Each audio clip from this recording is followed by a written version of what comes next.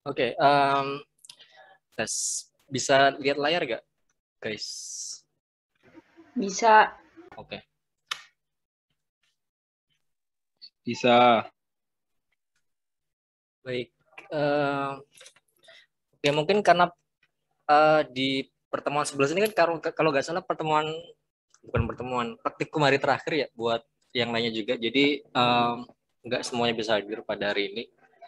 Cuman karena mulai pekan 11 itu gantian dosennya, jadi saya kayaknya perlu apa istilahnya, membuat stressing pemahaman gitu loh dari praktikum yang kalian lakuin gitu. Maksudnya nggak cuma praktikum doang. Jadi it's little bit teori. Bukan little bit sih, mungkin banyak. Ikutin aja alurnya. Harapannya sih bisa uh, tercapai seluruh capaian pembelajaran yang ada di mata kuliah ini sebenarnya. Memang itu sih tujuannya. Oke, jadi di awal ini, jadi mungkin nanti buat teman-teman yang nggak ikut sinkron, mungkin bisa lihat rekamannya, recordingnya, bisa dilihat secara asinkron video-videonya. Nah, terkait pertemuan hari ini yang akan kita bahas, seperti yang udah saya share di grup itu, kita bahas masalah kayak pengenalan mekanika fluida hidrolika sama beberapa parameter seperti sifat zat cair, kemudian uh, kapilaritas, kemudian ada viskositas, tegangan permukaan. Nah, mungkin yang banyak hitungannya nanti adalah momen inersia. Karena momen inersia ini kayak kalian juga udah ngitung ya di laporan sementara hasil praktikum momen inersia. Cuman kan itu hanya simple ini ya, simple benda yang simple gitu bentuknya, maksudnya kotak, lingkaran, segitiga kayak gitu. Nah, untuk yang momen inersia yang kita bahas nanti lebih ke benda komposit. Jadi kayak gabungan antara banyak benda gitu. Oke, sebelum kita masuk ke sana, saya akan mention terkait sifat-sifat zat cair yang harusnya kalian, apa istilahnya ya? Ini kayak sifat dasar yang harus diketahui gitu loh. Karena untuk eh, tiga parameter ini, rapat massa, berat jenis, sama rapat relatif, itu sifat-sifat zat cair yang nantinya mereka akan digunakan buat seluruh kayak perhitungan untuk hidrolika mekanika fluida. Nanti di kontinuitas ada sifat zat cair. Di Bernoulli ada sifat zat cair. Di persamaan momentum juga ada sifat zat cair. Dan di analisis yang lain, untuk sifat-sifat cair itu kayak apa ya? Kayak hal yang penting dan nggak boleh diabaikan begitu aja kayak gitu. Sehingga perlu dikenal terlebih dahulu. Dan mungkin ini udah pernah kalian dapetin sebenarnya ketika di sekolah menengah ya, terkait rapat massa, berat jenis, sama rapat relatif. Cuman kita mungkin akan review lagi sifat-sifat zat cair yang perlu kalian identifikasi di awal sebelum masuk ke analisis yang lebih kompleks di mekanika fluida maupun hidrolika. Jadi yang pertama kita ada rapat massa, itu biasa disebut dengan rho atau massa jenis sebenarnya. Cuman biasanya kita nyebutnya sebagai rapat massa. Kemudian ada berat jenis, kita pakai simbol gamma. Rapat relatif kita simbol pakai S. Rapat massa seharusnya udah paham ini ya rumusnya, massa per volume. Kemudian ada berat jenis sama rapat relatif. Mungkin untuk contoh soalnya akan kita bahas di next slides. Oke, misalnya seperti ini. Ada satu soal, kemudian kita diminta untuk menganalisis berat jenis, rapat massa, sama rapat relatif. Jadi ini kayak soal simple aja sih, paling dasar aja sebenarnya. Jadi misalnya kita punya 1 liter minyak, mempunyai beratnya 0,70 kg force. Kita diminta untuk menghitung berat jenis, rapat massa, sama rapat relatif. Jadi hitungnya seperti ini. Volume minyaknya 1 liter. 1 liter ya. 1 liter kalau misalnya dikonversi ke meter kubik jadinya 0,001. Kita punya W atau beratnya 0,7, sehingga untuk berat jenis rumusnya adalah gamma berat per volume ya, berat per volume 0,7 per volume 0,01, sehingga hasilnya 700 kg force per meter kubik. Untuk massa jenis atau rapat massa itu adalah gamma per G. Gamma per G sama dengan 700 per 9,81. Biasanya untuk gravitasi ini kan kita nyebutnya ketika dulu di sekolah gitu kan 10 ya. Detailnya adalah dia nilainya 9,81 sebenarnya. Jadi nanti kita perlu membiasakan kalau mau mengidentifikasi atau identify gravitasi itu nilainya 9,81. Sehingga hasilnya adalah 71,36. Kayak gini. Kalau rapat relatif, dia adalah perbandingan antara rapat massa dari suatu benda dengan rapat massa air atau berat jenis benda dengan berat jenis air. Jadi S itu adalah berat jenis fluida X dengan fluida air atau perbandingan antara gamma jenis fluida X dengan berat jenis air kayak gini. Sehingga rapat relatif dari minyak ini adalah rho minyak itu 700 atau berat jenis minyak ya, berat jenis minyaknya 700. Berat jenis air kita bisa pakai 1000. Sehingga rapat relatif adalah 0,7. Seperti itu. Kita next ke contoh yang lainnya. 1 liter minyak mempunyai berat 7,02. Hitung berat jenis, rapat massa, dan rapat relatif. Kita punya volume 1 liter, kita konversi ke meter kubik, beratnya 7,02. Untuk berat jenisnya adalah gamma sama dengan W per V. W-nya adalah 7,02. Volumenya adalah 0,01, sehingga berat jenisnya adalah sekitar 7020 Newton per meter kubik. Rapat massa atau massa jenis itu adalah berat jenis per gravitasi 7020 per 9,81, hasilnya 715,6. Rapat relatif adalah massa jenis minyak per massa jenis air 715,6 per 1000, hasilnya adalah 0,7156. Jadi untuk rapat relatif dia tidak berdimensi, dimensionless. Nah, untuk nanti mengidentifikasi suatu parameter ya, variabel di suatu hitungan dimanapun itu, nanti kita akan mendefinisikan apakah parameter ini berdimensi apa enggak nanti di analisis dimensi. Itu di next meeting aja, analisis dimensi. Jadi kita bisa mengetahui rapat massa itu satuannya apa, berat jenis satuannya apa, kemudian rapat relatif satuannya apa, kayak gitu. Oke, kemudian untuk next, setelah kita tahu antara rapat massa, berat jenis, sama rapat relatif, kita perlu mengetahui yang namanya kemampatan zat cair. Jadi kemampatan zat cair itu adalah perubahan volume. Ini kemampatan ya, bukan kemampuan. Kemampatan, mampat, dari kata mampat. Mampat. Perubahan volume karena adanya perubahan tekanan yang ditunjukkan oleh perbandingan antara perubahan tekanan dan perubahan volume terhadap volume awal. Jadi seperti yang kemarin di bahasa Inggris, gimana cara kita mendeskripsikan suatu fungsi matematika. Jadi caranya seperti ini. Kemampatan zat cair adalah, kodenya kan K, sama dengan perbandingan antara perubahan tekanan kan P. Perubahan itu biasanya kita simbolkan dengan delta atau D. Perubahan tekanan dan perubahan volume terhadap volume awal. Dan perubahan volume terhadap volume awal per V. Sehingga rumusnya seperti ini. Nah, kayak gini. Bisa seperti ini juga. Dan kemudian untuk negatif ini dikarenakan dia mampat. Biasanya kita untuk tekanan atau yang ditekan itu kita biasanya sifatnya negatif.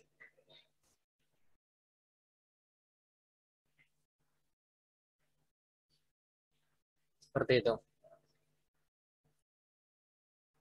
Ada contoh soal seperti ini. Modulus elastisitas air itu K 2,24 kali 10 pangkat 9 Newton per meter kubik.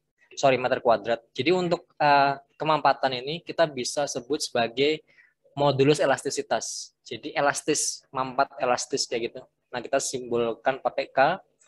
Berapakah perubahan volume dari 1 meter kubik air bila terjadi pertambahan tekanan sebesar 20 bar, di mana 1 barnya adalah 10 pangkat 5. Kita pakai rumus yang sama, K sama dengan seperti ini. Kemudian kita kan nyarinya ini kan, berapakah perubahan volume. Berarti kan kita nyari yang ini, delta V.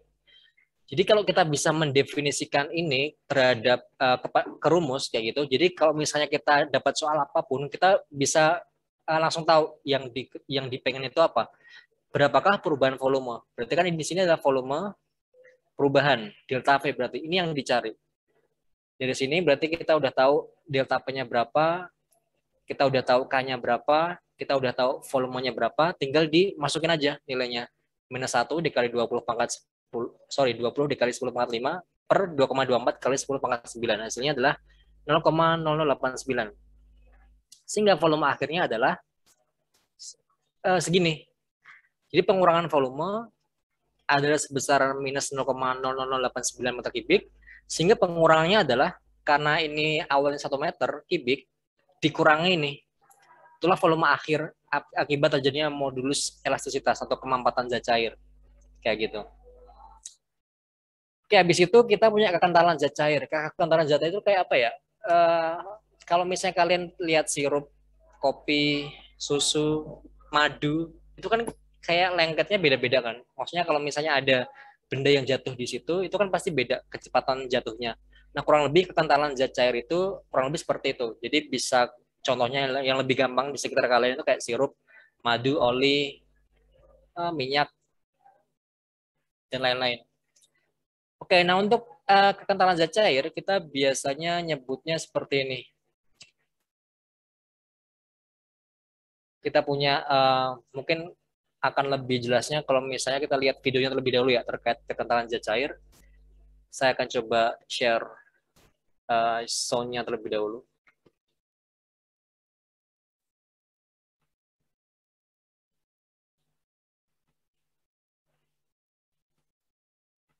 Hey everyone, it's Danielle from Cool Science Experiments headquarters. For the experiment today, we're going to take some marbles and we're going to drop them in different liquids. And we're going to see how they behave differently based on the liquids we drop them into. Are you ready? Let's get started.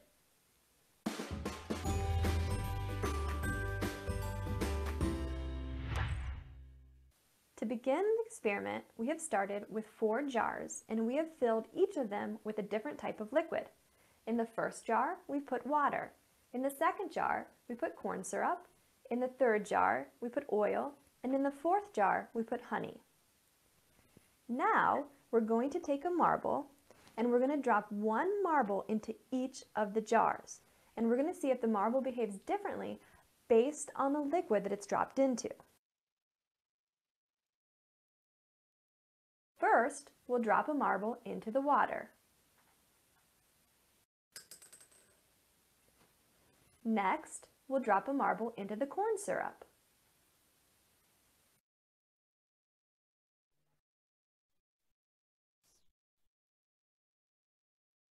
Now, we'll drop a marble into the oil. And lastly, we'll drop a marble into the honey.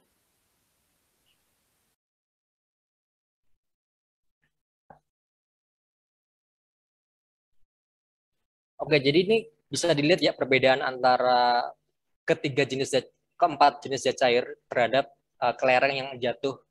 When we drop the marbles into the liquid, Kecepatannya. some of them move very quickly to the bottom of the jar, and others moved very slowly. Ya. Can you tell me why? Why did the marbles behave differently based on the type of liquid that we dropped them into? Oke, jadi kurang lebih seperti itu ilustrasinya terkait viskositas atau kekentalan fluida. Jadi masing-masing punya sifat yang beda-beda, sehingga ketika kita nanti misalnya mau melakukan desain kayak pipa, saluran kayak gitu, kita bisa tahu kira-kira yang pas seperti apa kayak gitu berdasarkan viskositasnya. Oke, ada lagi kayaknya.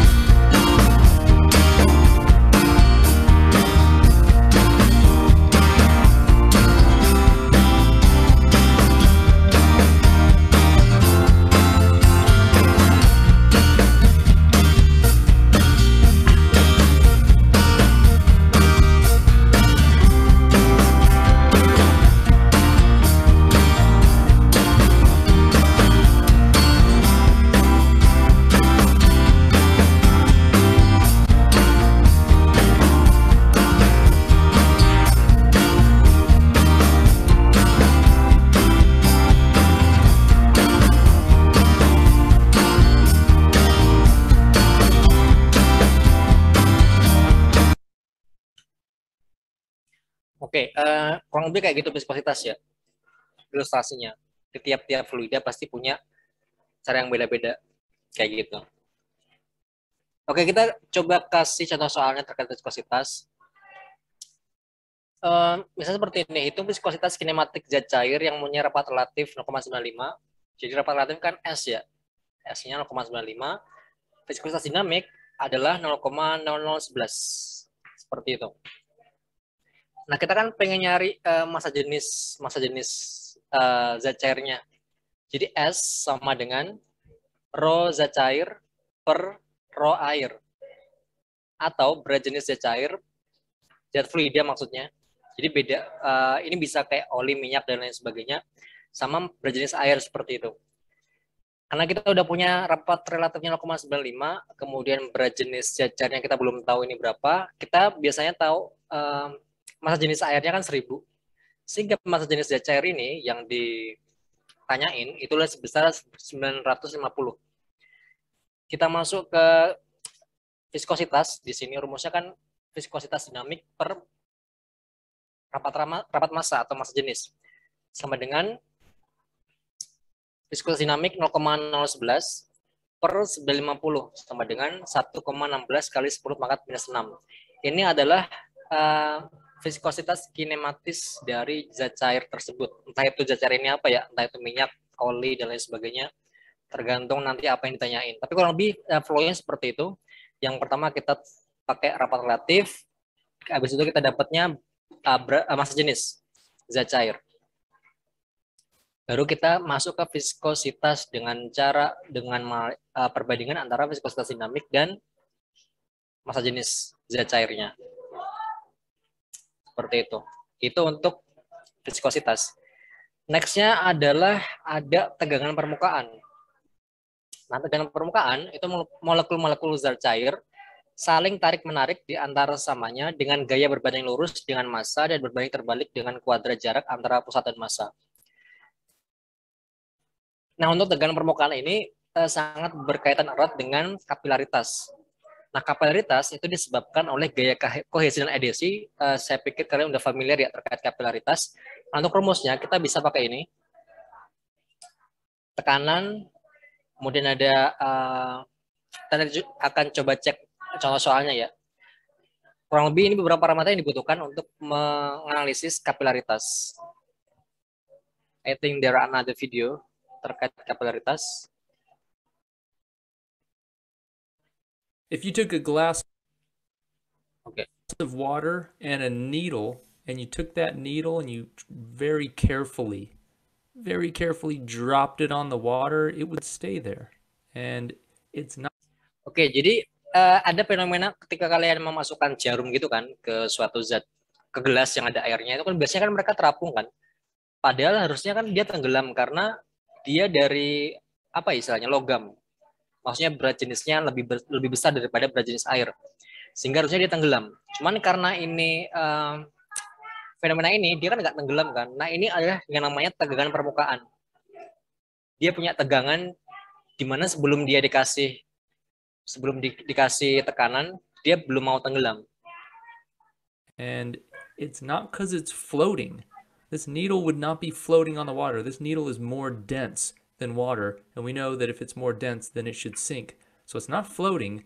It's actually just sitting on the surface because there's surface tension. Water is a liquid that's capable of having a significant amount of surface tension, and you know it's surface tension because if you were to come in here and exert a little force down, breaking the surface tension or pushing this needle just below the surface, then it would sink. It would sink like a stone and just drop immediately to the bottom of the cup. So why does water have this form hydrogen bond? Intinya mereka punya I mean, which one pull to the left, but all of these molecules here in the bulk of the liquid have too many other water molecules just grouping the way it should. Another. Kurang lebih seperti itu. Have you seen a paper towel? So this happens.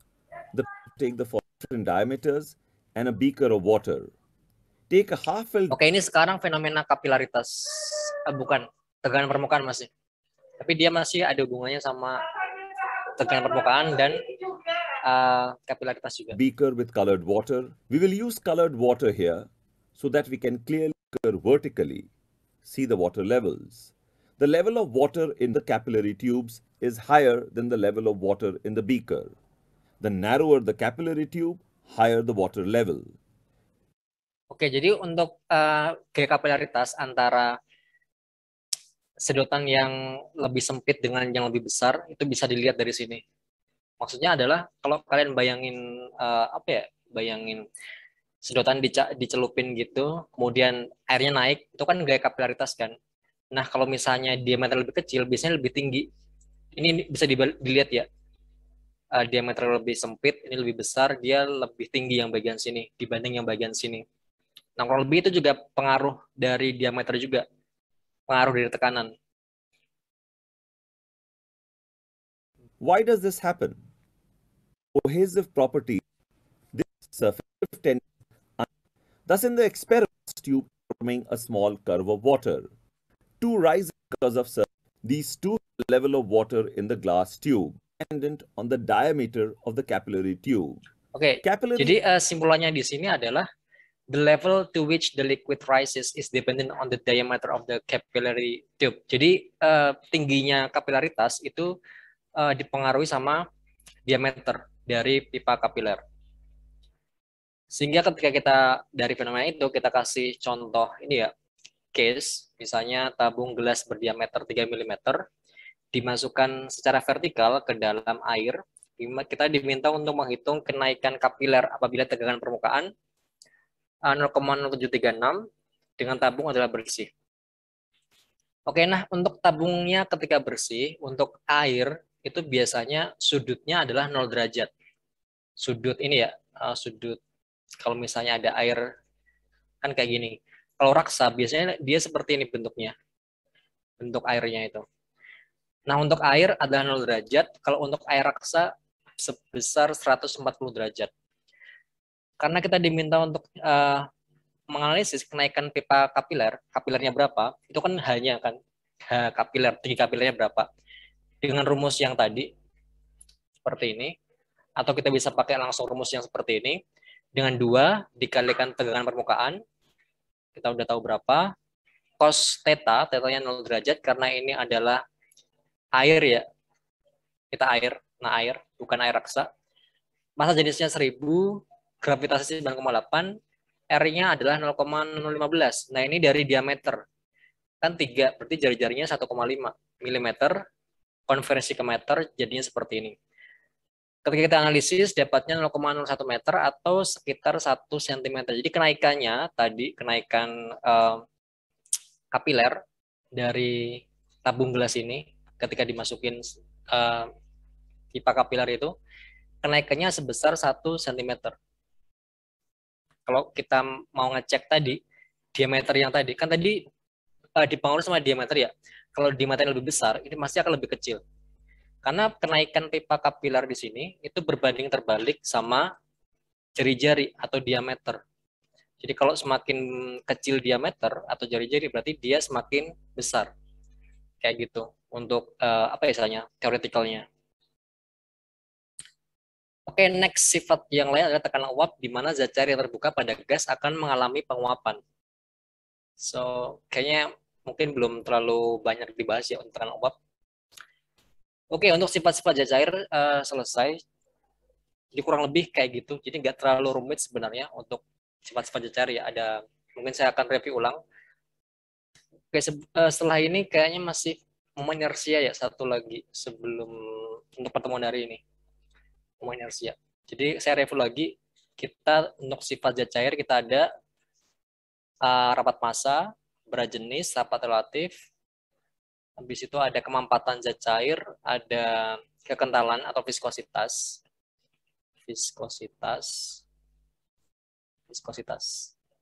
Kemudian ada tegangan permukaan, ada kapilaritas, sama tekanan uap. Kurang lebih cara ngitung-ngitung kalau misalnya ada case permasalahan kurang lebih seperti itu. Oke, sebelum lanjut ada pertanyaan terkait sifat zat cair. Saya pikir nggak ada sih.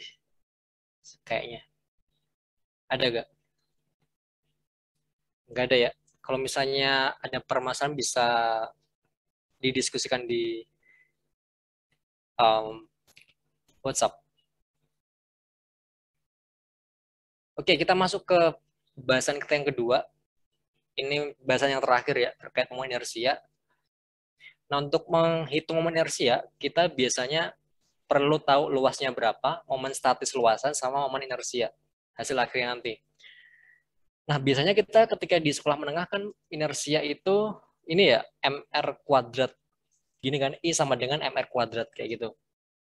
Nah, kalau kita berbicara masalah benda komposit, terutama di bidang fisika, mekanika fluida, hidrolika kayak gitu, kita nanti ngitungnya berdasarkan bentuknya, bentuk bendanya, kompositnya seperti apa.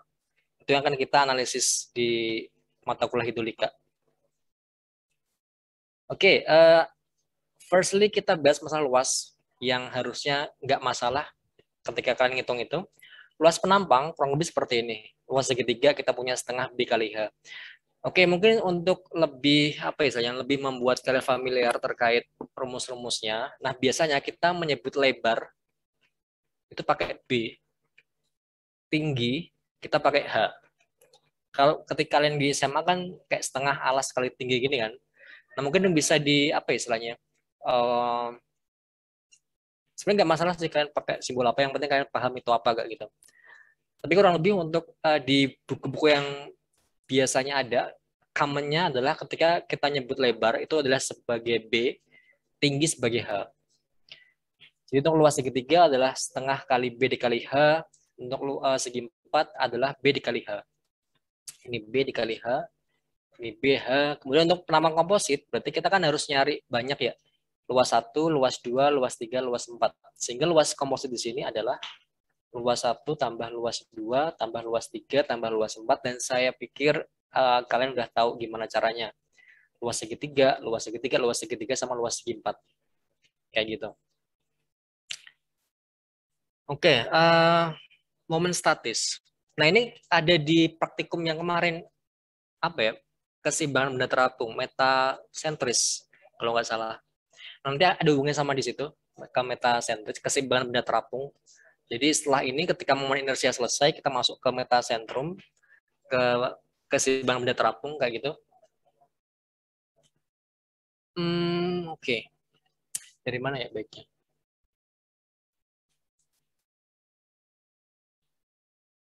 Jadi yang pertama, kita kan perlu mengetahui momen statis luasan kan.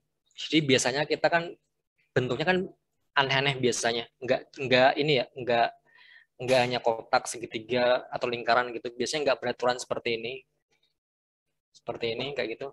Nah, yang pertama mungkin kita akan lebih membahas masalah pusat berat. Jadi kalau kita lihat di sini segi 4 ya, segi 4 di sini. Pusat beratnya kan di tengah-tengah sini kan. Kalau di tengah-tengah biasanya lebih gampang. Jadi di sini kan berarti setengah B. Kalau misalnya XY ya, titik koordinatnya XY, berarti kan setengah B. Untuk Y-nya adalah setengah H. Kalau misalnya segi 4. Ada yang masih ingat yang segitiga? Kalau segitiga itu beda lagi.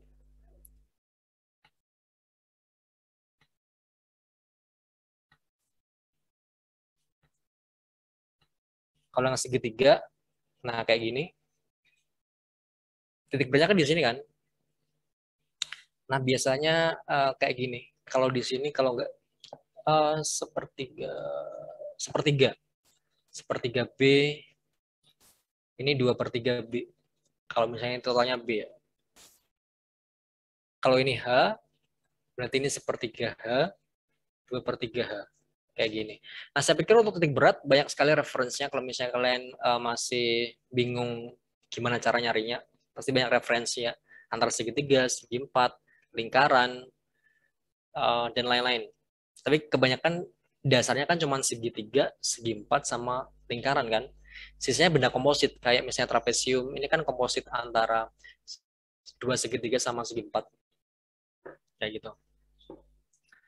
Nah, untuk momen statis luasan penampang segitiga, rumusnya adalah Q sama dengan A dikalikan Y. Y-nya itu titik berat ya, titik berat.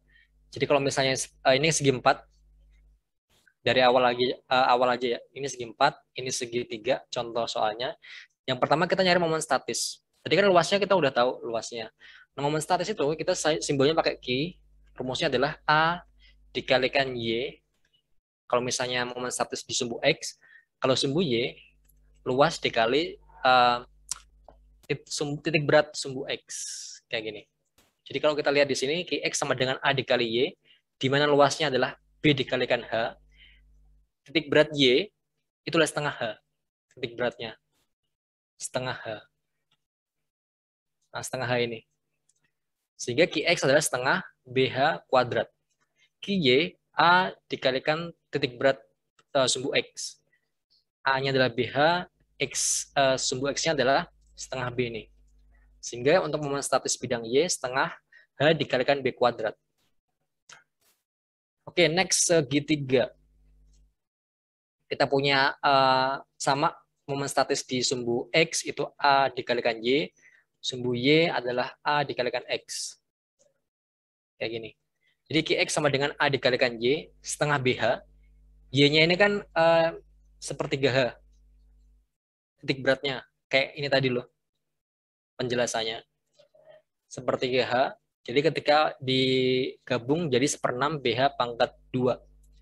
Untuk Y, A dikalikan X setengah BH, kemudian titik sumbu X sepertiga B, hasilnya 1/6 HB kuadrat. Kurang lebih nyari momen statis luasnya seperti itu. Nah, pertanyaannya gimana cara nyari momen statis ini? Oke.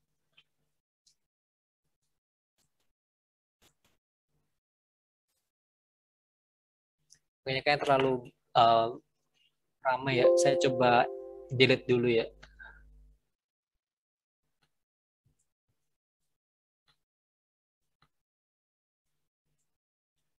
Oke. Oke, ada bentuk seperti ini, terus kita diminta untuk nyari titik beratnya sama momen statisnya seperti apa. Nah, kalau misalnya kotak tadi kan gampang, segitiga kan gampang gitu kan. Nah, gimana kalau misalnya bentuknya gabungan? Gabungan antara dua kotak kayak gitu. Nah, caranya seperti ini. Jadi untuk memudahkan apa ya istilahnya, memudahkan kita buat melakukan analisis kayak gitu. Nah, kita bisa pakai Excel buat ngitungnya. Manual juga bisa sih sebenarnya.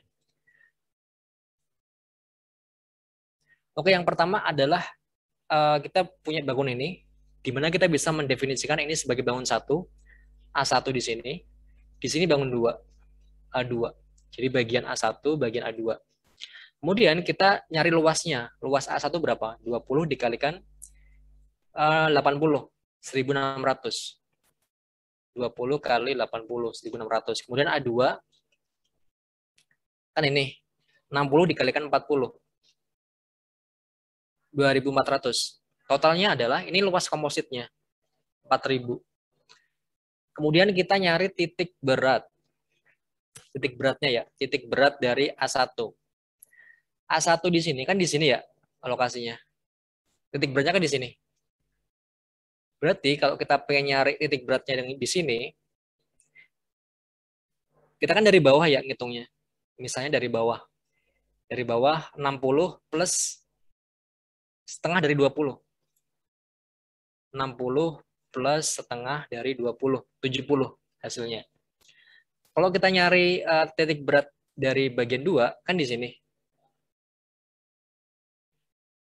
Berarti setengah dari 60. Setengah dari 60, 30. Nah, kemudian kita kalikan AI dikalikan YI. Jadi 1600 dikalikan 70 adalah ini. 2400 dikalikan 30 adalah ini.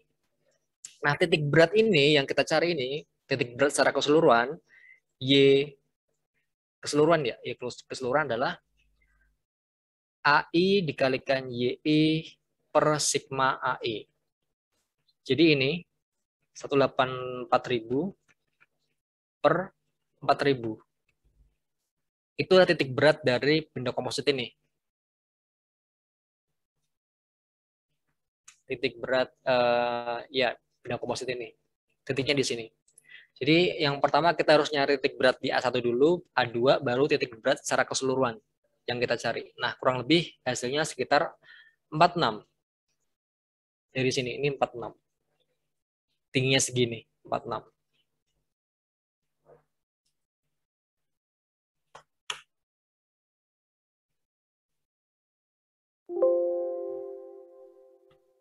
Oke, kita coba cek di ini ya, benda yang lain. Benda yang lain ada nggak ya di sini?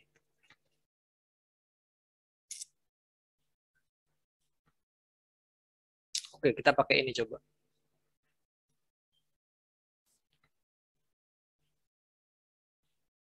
Oke, misalnya kita punya benda komposit seperti ini, kita diminta untuk menghitung titik beratnya, bendanya di mana, kayak gitu. Nah, caranya sama dengan step-step yang tadi kita bahas.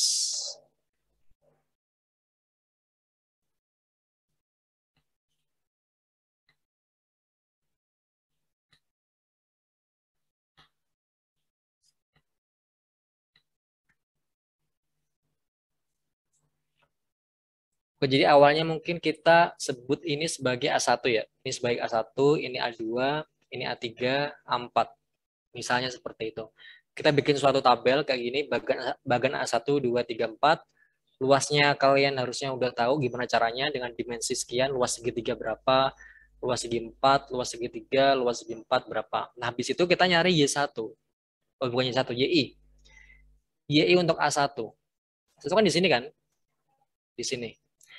Nah, ini kita lihatnya dari bawah ya. Tinjauannya dari bawah. Tinjauan dari bawah. Kayak gini. Berarti ini adalah 20 plus sepertiga dari 45. 20 plus sepertiga dari 45. Hasilnya adalah 35. Kita cek A2. A2 karena segi 4, berarti kan di sini. Berarti 20 tambah setengah dari 45. 20 tambah setengah dari 45. Dia adalah 42,5. Untuk A3 ini sama kayak A1 ini. 20 plus sepertiga 45, hasilnya 35. A4 di sini adalah titik beratnya di sini. Setengah dari 20. Setengah dari 20 adalah 10. Kayak gini. Sehingga kita udah dapat AI sama YI. Kita kalikan AI dikalikan YI berapa. Dikalikan, kita jumlah, sehingga titik berat di sumbu Y adalah 8375 per 3200, hasilnya 25,117. Jadi kalau dari bawah, kurang lebih G di sini. Nah, dia di sini, titik beratnya di sini. Oke, ini dari sumbu Y ya. Karena sumbu X ini adalah simetris, karena ini simetris, sehingga untuk sumbu X tinggal dibagi aja. 30 tambah 30, 60 tambah 10, 70, 35 ya. 35. Cuman kita kan mungkin belum yakin ya apakah dia 35 apa enggak. Nah, untuk cara bikinnya kita sama seperti ini. Tinjauannya tapi di sini dari segi X, sumbu X-nya.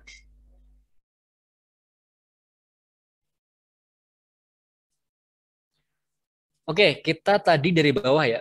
Kita coba dari tinjauan atas. Misalnya kita dari atas, ada hitungannya enggak ya? Ada harusnya. Dari atas. Kita sama A1, A2, A3, A4.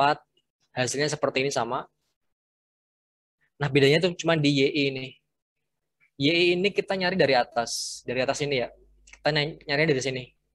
Jadi kan kita dari bawah. Kalau dari atas, ini kan berarti jaraknya di sini sampai sini adalah 2/3 dari 45. 2/3 dari 45. Itu untuk A1. Untuk A2, dari atas, setengah dari 45. Setengah dari 45. Untuk A3 juga sama, 2/3 dari 45. Untuk A4, karena dari atas berarti 45 tambah setengah dari 20. 45 tambah setengah 20. Ini adalah YI. YI dari atas. Kemudian dihitung dengan cara yang sama, AI kali YI, hasilnya juga sama. ini dikalikan ini berapa hasilnya, dikali, kita jumlah, dapat ini, per sigma ini. Baru kita bagi AIYI per sigma AI. Hasilnya adalah sekitar 39,8828. Kayak gini. Hasilnya nanti 39,8828. Itu dari atas. Nah, untuk ngecek apakah kita benar apa enggak, kita tinggal ini aja, bikin kontrol. Kontrol jumlah sisi sama dengan Y atas plus Y bawah. Jumlah sisi kan ini ya, 45 tambah 20. 65. Sama dengan Y dari atas sudah 39, sekian plus dari atas 25, sekian. Kalau misalnya benar, berarti hitungan kita udah benar. Kayak gitu untuk kontrol titik berat.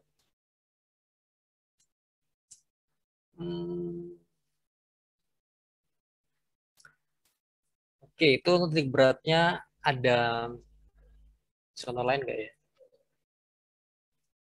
Oke, mungkin sambil jalan ya, sambil jalan. Nah, kemudian kita nyari momen inersia. Nah, seperti yang tadi dibahas di awal, bahwa biasanya kalian pakai momen inersia itu I sama dengan mr kuadrat gitu kan. Nah, sebenarnya ketika kita pakai momen inersia di bidang benda komposit, kayak gitu, kita biasa pakai tadi momen statis, ada momen luasan. Itu sebenarnya dari sana sebenarnya. Oke, nah momen inersia IX ini kita biasanya pakai 1/12 BH pangkat 3. Ini untuk segi 4 ya, segi 4. Untuk IY 1/12 HB pangkat 3. Untuk lingkaran bentuknya seperti ini, AX-nya sama dengan IY, di 1/4 pi C pangkat 4. C-nya kayaknya radius ya. Radius, oke. Kemudian kita akan bahas masalah momen inersia untuk luas penampang yang sama. Luas penampang benda komposit.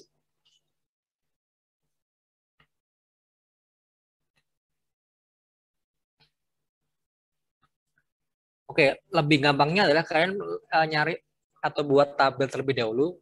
Baru habis itu kalian ngitung di bawahnya buat kayak apa ya, coret-coretan. Ini dari mana kayak gitu. Oke, dengan cara yang sama ya, dengan cara yang sama yang tadi. Cara ngitungnya, kita kan ada 1 sama 2.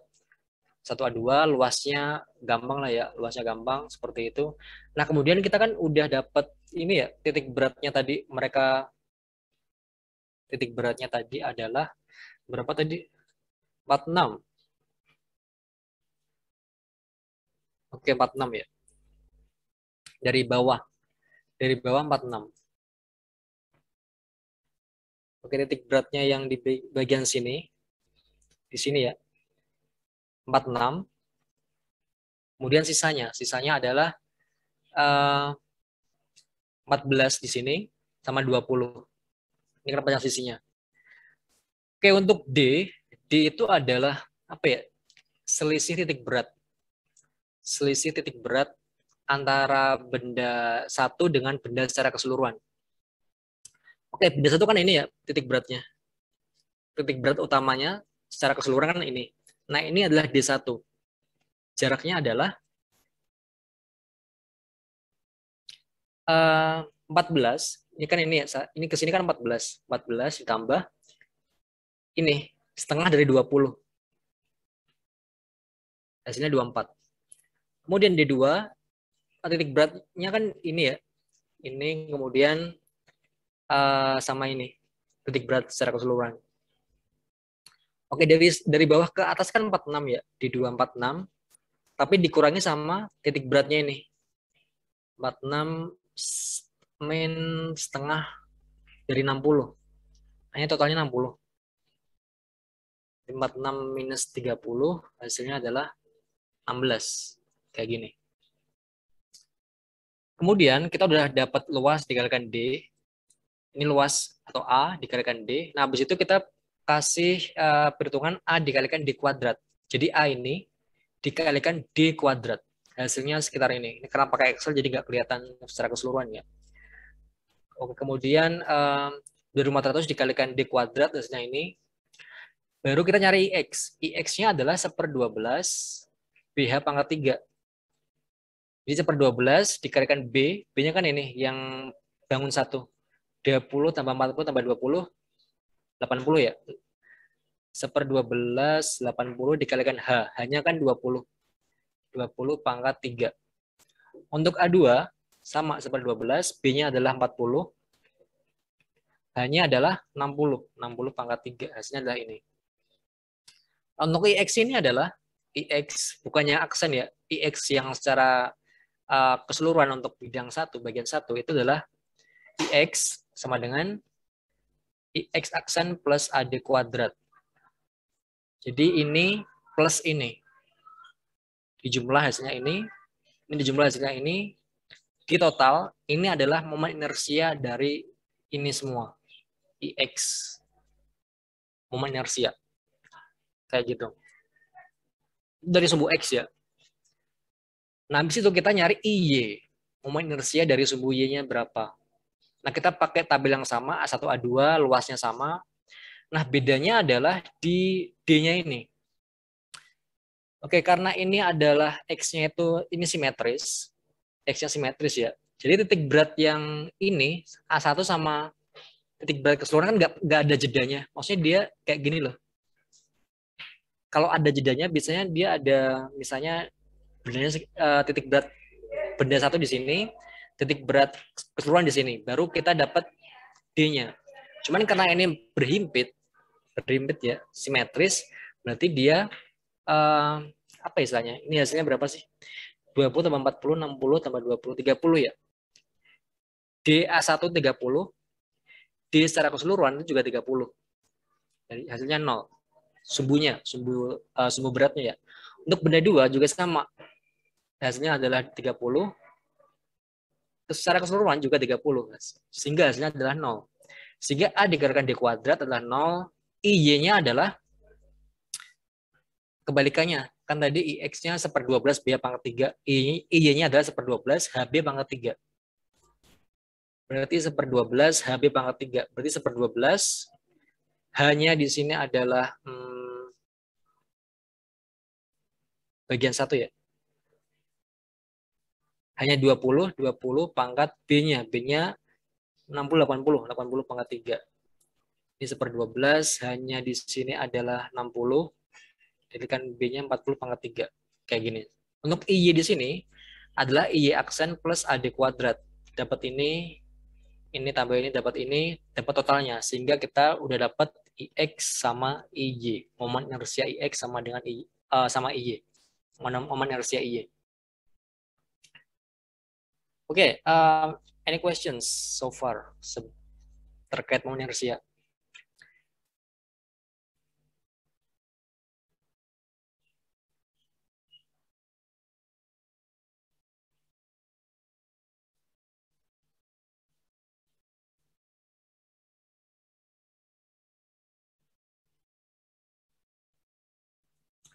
Ada pertanyaan mungkin?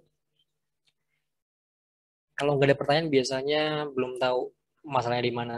So I think nanti kita kasih case ya buat praktik cara nyari IX sama IY-nya. Yes, masih berusaha memahami.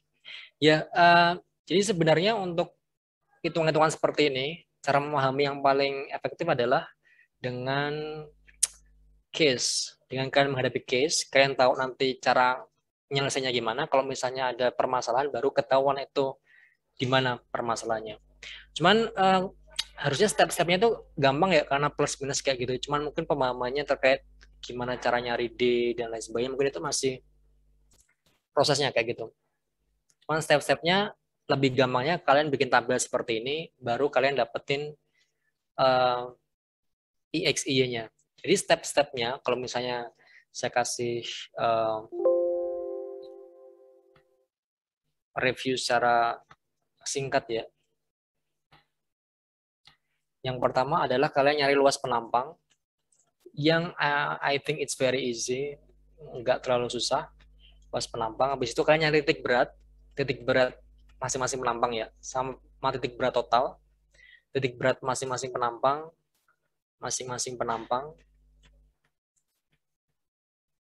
sama total. Habis itu nyari D. D itu jarak antara titik berat penampang sama yang secara keseluruhan. Baru kita nyari IX sama IY. Kurang lebih stepnya kayak gitu. Cuman yang perlu dipahami adalah bentuknya nanti kan beda-beda ya. Ini seperti apa, kayak gitu.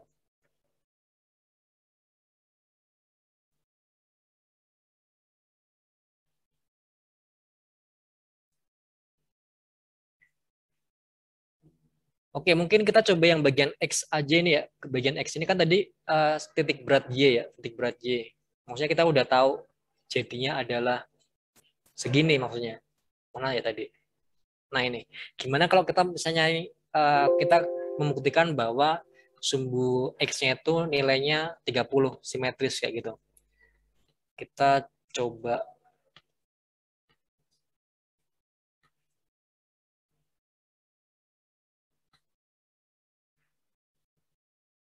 dari sumbu X ya ini.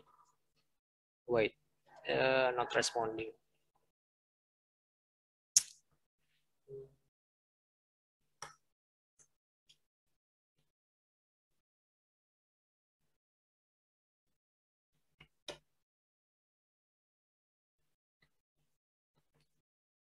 Oke, kita coba dari sumbu X. Dari sumbu X. Sumbu X dari kiri ya, dari kiri. Jadi kita bisa pakai dari kiri, dari kanan juga bisa. Kayak yang atas bawah tadi itu. Sumbu dari kiri misalnya sama kita pakai Excel dulu bagiannya. A1, A2, kemudian sumbu XI, kemudian AI dikalikan XI. Udah itu aja ya. Udah itu aja. Oh sorry, luasnya belum. Luasnya di mana ya luasnya? Di sini deh. Ini AI, ini XI. Ke luas 1 sama ya 1600. Luas 2 2400. Nah, kemudian kita nyari sumbu X, titik berat sumbu X dari kiri. Bagian 1 ini kan di sini ya. Sumbunya adalah 20 tambah 40 tambah 20. Berapa? 40 tambah 40. 80 ya, setengah dari 80. Setengah 80 adalah 40. Sumbu 2 di sini ya. Dari kiri juga. Berarti kan ini 20 ditambah setengah dari 20 ini, setengah dari 40. Sorry, setengah dari 40.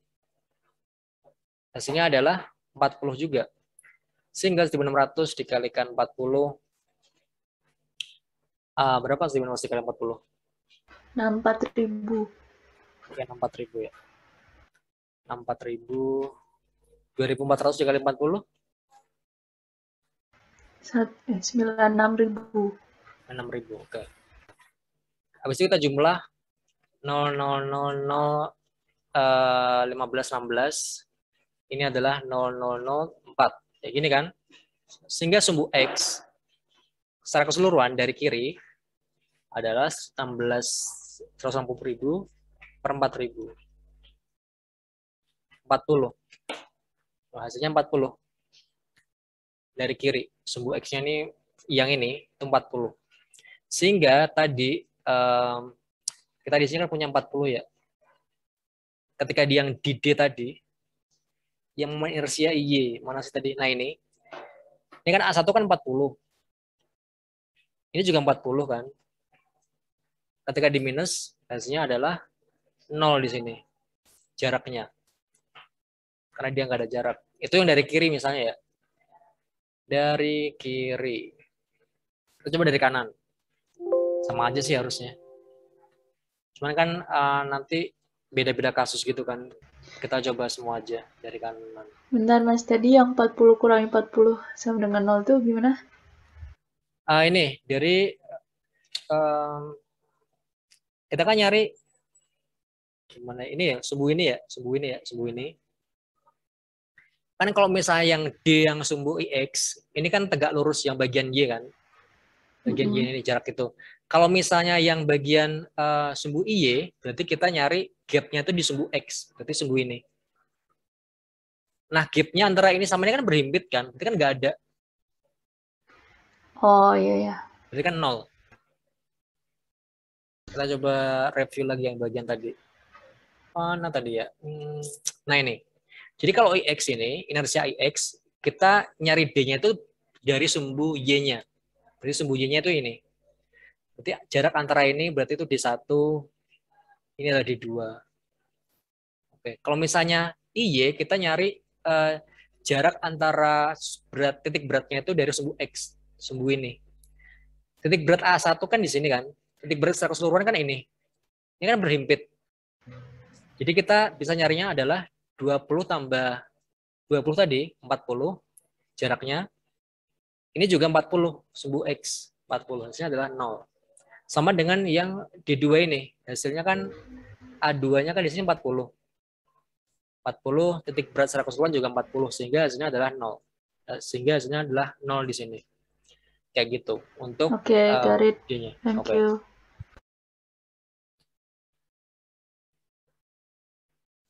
Oke, tadi sumbu X ya, sumbu X dari kanan. Tadi kan kita dari atas bawah kan udah ya, dari atas bawah udah, sekarang dari kiri sama kanan untuk nyari X. Bagiannya sama, bagian A1, A2, habis itu luas 1600, 2400, X dari kanan. Habis itu A1X. Oke, kita dari kanan. Jadi dari sini ya, dari sini. Titik beratnya di sini adalah 20 plus, oh bukan 20 plus, langsung berarti. 20 tambah 40 tambah 20, 80 ya, 80, setengah 80. Setengah 80, setengah 40.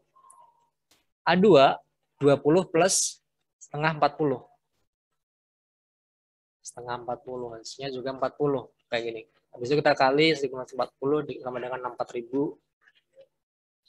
400 kali 40, 96.000. Kita jumlah juga sama hasilnya. Ini 4.000. Sehingga X dari kanan, sumbunya, titik berat, 160.000 per 4.000. 40. Terus kita kontrol. Kontrol. X dari kiri plus X dari kanan, sumbu X dari kanan sama dengan 20 tambah 40 tambah 20, 80. Harusnya hasilnya 80. X kiri kan 40. 40 berarti oke. Kontrolnya oke. Antara kiri sama kanan oke. Atas bawah juga oke tadi. Kayak gini, atas bawah. Kurang lebih bentuknya seperti itu. Nah, mungkin yang paling hati-hati adalah nanti ketika di bagian ini biasanya. Bagian ini. Y ini. Kalau segi 4 kan gampang kan. Kalau misalnya segitiga, kita kan biasanya terbalik-balik segitiga ini. Kita biasanya terbalik antara 1/3 sama 2/3 kayak gitu. Jadi kalian perlu membedakan mana yang dikalikan 1/3, mana yang dikalikan 2/3. Kalau kita dari kiri sini, ini kan berarti 2/3 dari B ya. Kalau kita dari kanan berarti 1/3 dari B. Jadi gampangnya adalah kalau dari siku-siku ini itu 1/3. Kalau dari lancip dia 2/3 kayak gitu. Ya lebih hati-hatinya di sini sih sebenarnya. Untuk yang lain kayaknya cuma tinggal ngalih-ngalihkan doang kan sebenarnya. Sama bagian apa ya? Tadi yang bagian bagian D. Nah ini, kalian perlu mendefinisikan atau perlu tahu berapa jaraknya.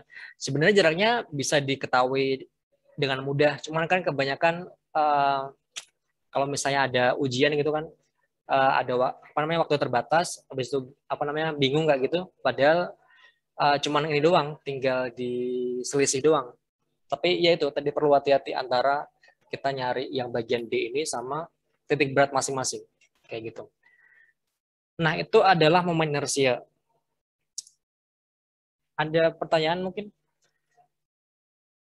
terkait momen inersia? Dan momen inersia ini adalah apa istilahnya? Nanti kita bawa ke Bernoulli, kita bawa ke kontinuitas, kita bawa ke keseimbangan benda terapung, metasentrum kayak gitu.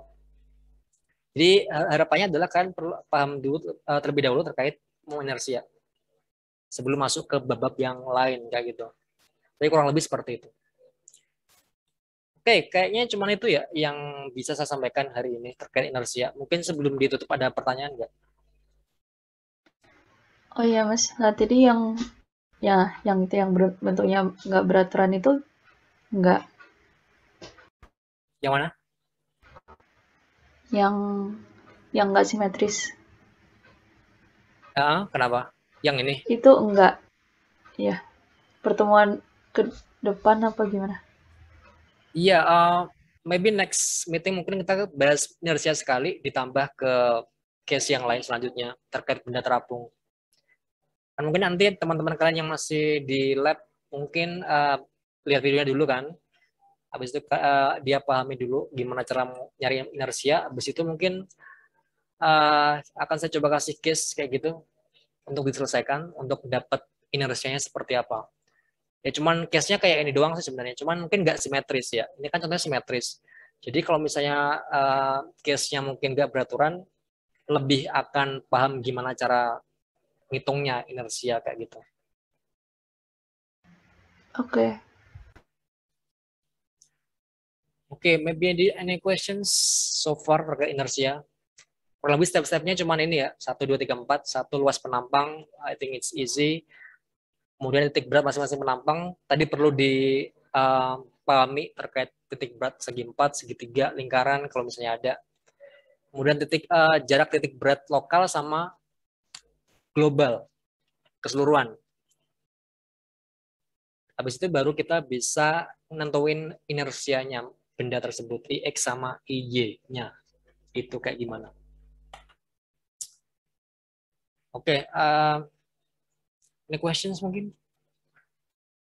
Saya pikir itu yang akan disampaikan pada hari ini.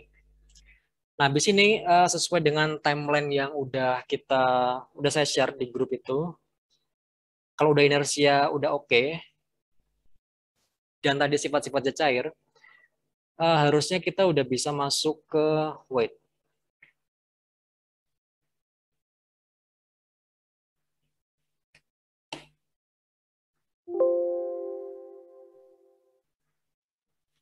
Yang pertemuan sebenarnya sudah selesai sih Mas. Iya ya. Jadi kita basicnya kan sifat-sifat cair ya, sifat cair, kemudian inersia itu kan udah kalau misalnya oke ya. Tapi mungkin next akan saya coba kasih case satu lagi terkait inersia. Karena ini kayak dasar dari yang lain gitu loh. Habis itu harusnya dari inersia ini kita bisa masuk ke keseimbangan benda terapung atau metasentrum. Itu ada praktikumnya yang kayak pusat gravitasi metasentrum. Habis itu kontinuitas Bernoulli.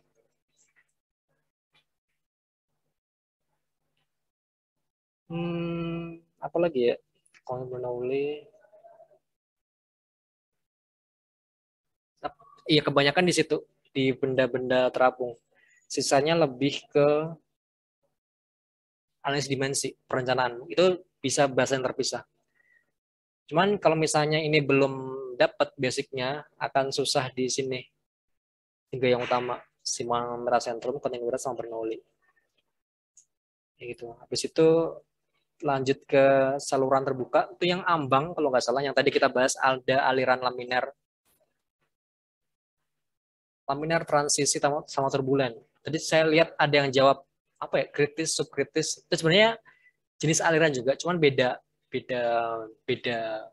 penentunya. Jadi kalau ini ditentuin sama Reynolds, kalau angka kritis, subkritis, superkritis itu pakai angka Freud. Itu beda. Tapi ntar aja step by step aja. Perkenalannya terkait itu. Oke, saluran terbuka. Nah, habis itu kita perencanaan dimensi.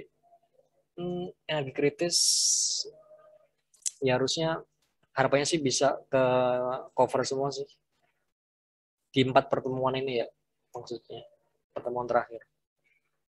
Oke, ada pertanyaan terkait pertemuan hari ini terkait sifat zat cair, viskositas, kapilaritas, tegangan permukaan sama inersia?